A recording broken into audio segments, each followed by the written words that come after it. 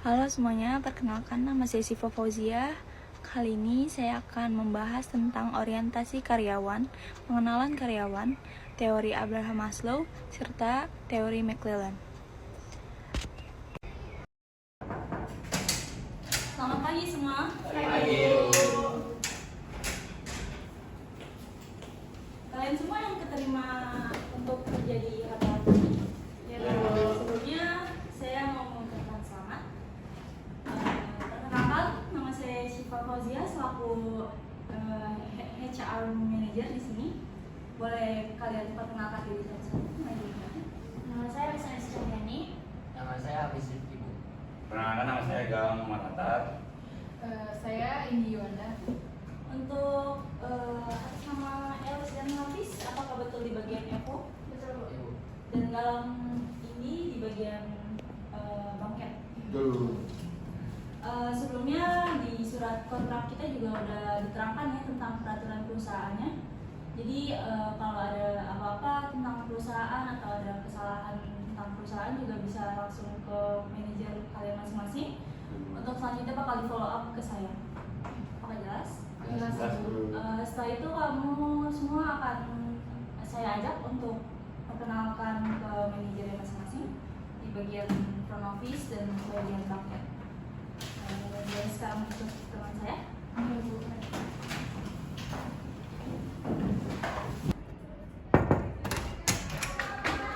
Selamat pagi Bu Firda dan Ibu Ayu. Selamat pagi. Kali ini saya membawa 4 karyawan baru ya untuk divisi FO dan Bangket. Di sini bisa diperkenalkan ada Elis, ada Indi, ada Galang dan ada Hafiz. Masing-masing nanti akan dibimbing ya, mohon bantuannya.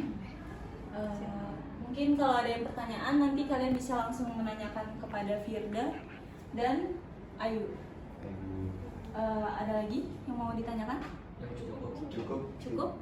Pokoknya diingat ya, ruangan ini adalah ruangan manajer. Ada beberapa manajer lain yang belum masuk. Jadi terima kasih ya mohon bimbingannya. Iya, dan Selamat pagi Ibu Amel. pagi, Bu. Perkenalkan, saya membawa 2 staff baru untuk bagian paket. Tolong dibimbing, bisa diperkenalkan namanya?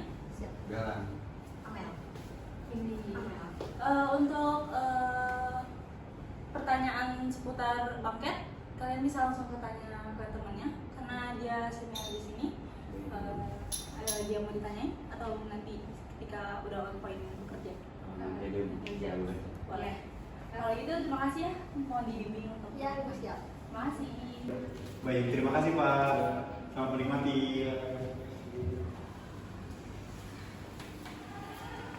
Selamat siang Pak Halo, Pengadil. selamat siang. Hari ini saya akan memperkenalkan 2 kandidat baru nih untuk front office. Halo. Boleh diperkenalkan diri, silakan. Andri. Pagi Pak. Halo, Andri. Nanti untuk depannya kalian akan dibantu dan dibimbing oleh Bapak Nadri. Selanjutnya kita akan ke departemen lainnya. Terima kasih Bapak Oke, Nadri. sama-sama. Salam kenal ya. Sampai jumpa. Terima kasih. Selamat siang. Setelah tadi kita melihat tentang pengenalan karyawan, orientasi karyawan, dan pelatihan karyawan, selanjutnya kita akan membahas tentang teori motivasi Maslow. Teori Abraham Maslow atau sering juga dikenal dengan teori hierarki kebutuhan Maslow atau tangga kebutuhan Maslow ialah teori yang menggambarkan kebutuhan manusia di mana setiap tingkat kebutuhan harus dapat dipenuhi dengan individu dapat memenuhi tingkat kebutuhan selanjutnya. Maslow berpendapat bahwa memiliki kebutuhan dasar yang harus dipenuhi untuk mencapai suatu target yang tinggi. Berikut saya akan menjelaskan lebih detail lagi tentang teori Abraham Maslow. Yang pertama, ada kebutuhan fisiologis. Ini adalah tingkat yang paling dasar menyangkut tentang kebutuhan dasar makhluk hidup seperti kebutuhan makanan, air, udara, tidur, dan lain-lain. Kebutuhan ini harus dipenuhi terlebih dahulu sebelum individu bergerak ke tingkat yang lebih tinggi. Yang kedua, ada kebutuhan keamanan. Nah, setelah kebutuhan fisiologis terpenuhi, individu mencari keamanan dan stabilitas dalam kehidupan mereka. Ini mencakup kebutuhan dari fisik, emosional, keamanan finansial, pekerjaan yang stabil, dan lingkungan yang aman. Selanjutnya yang ketiga ada kebutuhan sosial.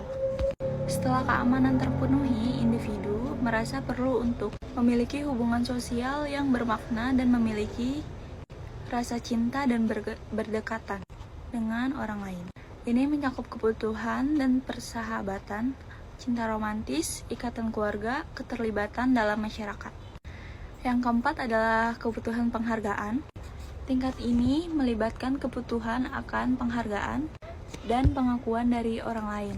Individu ingin merasa dihargai, diakui, dihormati oleh semua atau orang lain. Ini mencakup prestasi, penghargaan, status sosial, apresiasi, dan lain-lain. Dan untuk tingkat yang paling tinggi ada kebutuhan aktualisasi diri.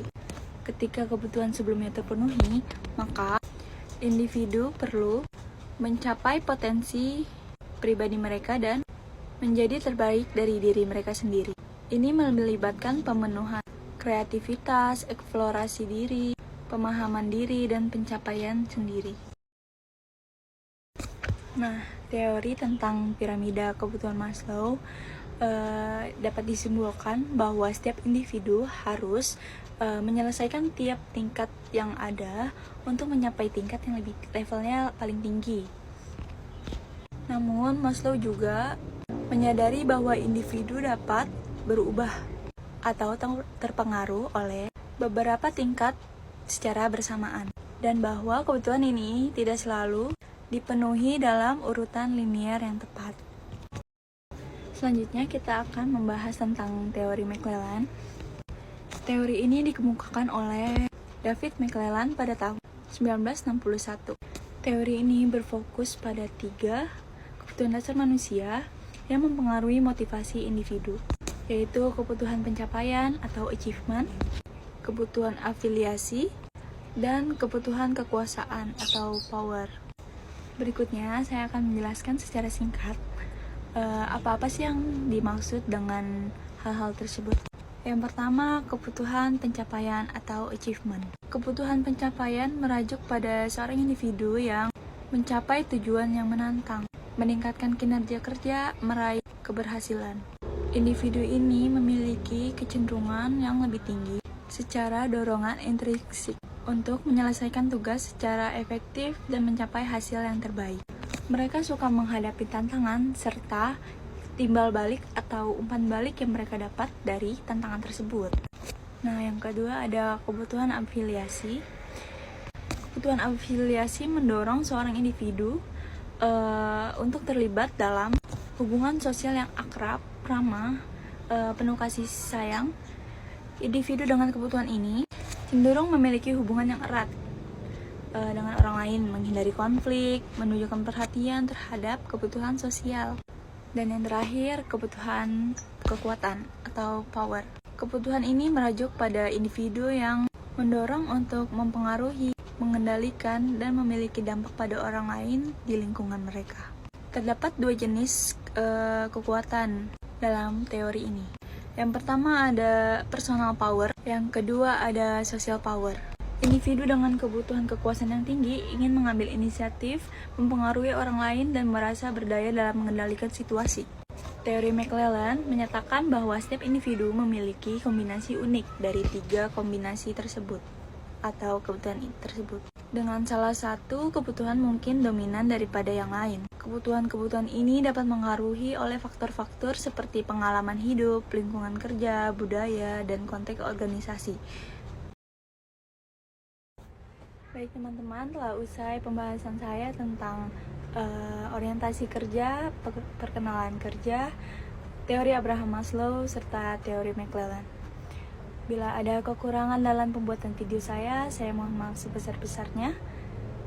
Terima kasih semuanya. Wassalamualaikum warahmatullahi wabarakatuh. Selamat siang, selamat beristirahat. Sampai jumpa.